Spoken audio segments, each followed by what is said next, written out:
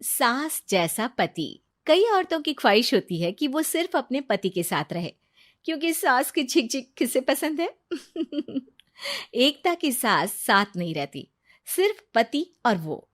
लेकिन क्या है एकता की जिंदगी बिना सास के? देखिए। अरे, अरे एकता, क्या है? रोज लेट उठती हो। कभी तो वक्त पर उठा करो। हाँ लेकिन उठना क्यों है वक्त पर? 8 बजे तो उठ जाती हूँ मैं। देखो एकता, ये नहीं चलेगा। सुबह 6 बजे उठा करो।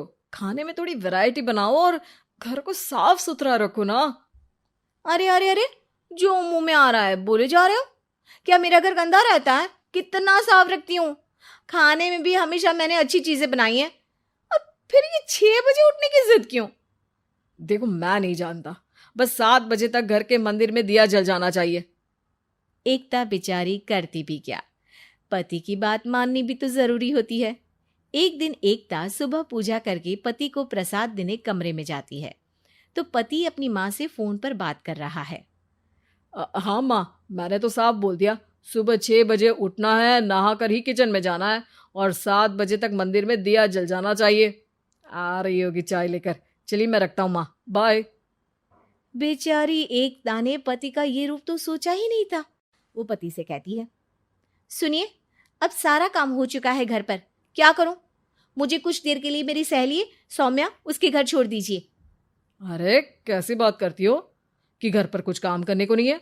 होली आ रही है, बाजार से आलू ले आओ, पापड़ बनाओ, नमकीन बनाओ, दही बड़े बनाओ। सब कुछ आज ही बनाना है? अरे अब मन कर रहा है कि सहेली के घर जाऊं तो जाऊंगी ना मैं। आप नहीं ले जाएंगे तो कैब से चली जाऊंगी। अरे अरे, ये क्या बात होती है? चलो ले जाता हूँ तुम्हें। तैयार हो जाओ जल्दी से। कैब की धमकी तो ऐसे दे रही हो जैसे माँ ने दरवाजे में कैब खड़ी कर रखी हो, विथ ड्राइवर। बढ़िया आई कैब वाली। हाय रे एकता की किस्मत।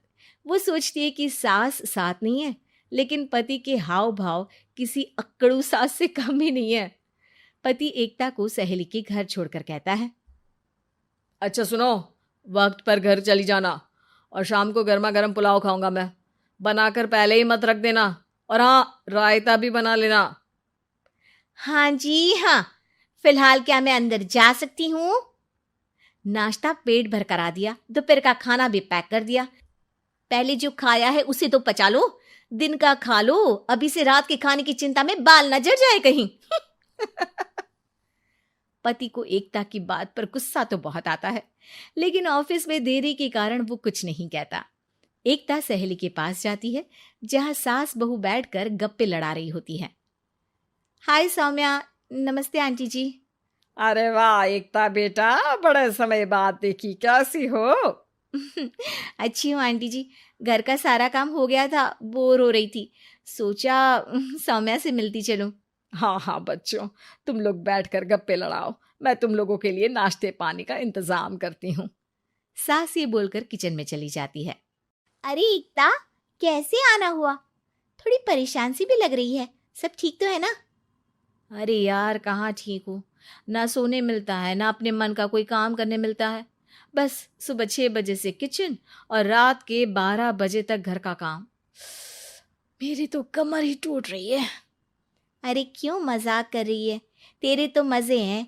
अकेली रहती है पति के साथ, न कोई सास न ससुर, न आस पड़ोस से मतलब। हम लोगों की सोच, जॉइंट फैमिली है, कितनी परेशानी होती है। अरे रहने देना, वो तो दिख रहा है कि कितनी परेशान है तू। सास किचन का काम कर रही है और तू सहेली से गप्पे। ऐसा कहाँ होता है यार। हाँ वैसे तू बोल तो सही रही है। सुबह थोड़ा सा भी लेट हो जाए ना उठने में, तो मम्मी जी किचन संभाल लेती है। पति तो जाते वक्त उठाते हैं कभी कभी मुझे। पर मेरी छोड़, तू बता, सास साथ रहने आ गई है क्या, जो सुबह 6 बजे उठना पड़ता है? पति तो तेरा 10 बजे ऑफिस जाता है।